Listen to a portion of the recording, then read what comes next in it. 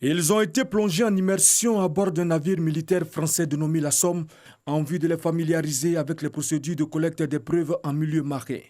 9 magistrats et procureurs ont renforcé leurs connaissances théoriques sur le droit de la mer et l'inspection des navires, ainsi qu'à la gestion des crises en cas d'attaque de pirates à travers la mise en place de divers scénarios. On a compris qu'en tant que magistrat, il faudrait que nous sachions très bien les différentes zones de la mer pour voir quelles sont les règles de droit qui s'y appliquent.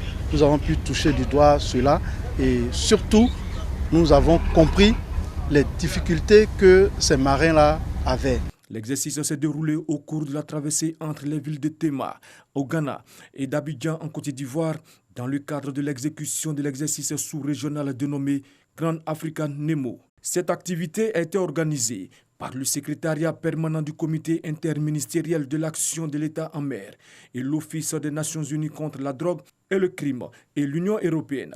Elle vient améliorer les connaissances des magistrats et procureurs sur les procédures de collecte et de traitement des preuves en mer pour une meilleure conduite des poursuites judiciaires liées à la criminalité maritime en Côte d'Ivoire.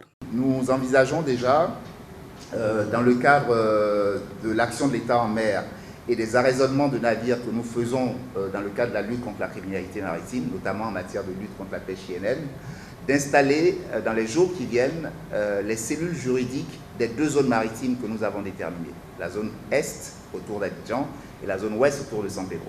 C'est la cellule de San Pedro que nous allons installer la semaine prochaine. Cette cellule juridique sera présidée par un magistrat et aura comme membre un ensemble d'acteurs de l'action de l'État en mer. Son rôle, ça sera de connaître des infractions qui auront été relevées lors des arraisonnements de navires qui auront été faits par la Marine nationale ou en tout cas dans le cadre de la lutte contre la criminalité que nous menons depuis quelques années. La stratégie de l'action de l'État en mer vise à organiser et coordonner l'action des différentes administrations compétentes en mer pour conduire dans un esprit de mutualisation des moyens les missions relatives à la sécurité et à la sûreté maritime.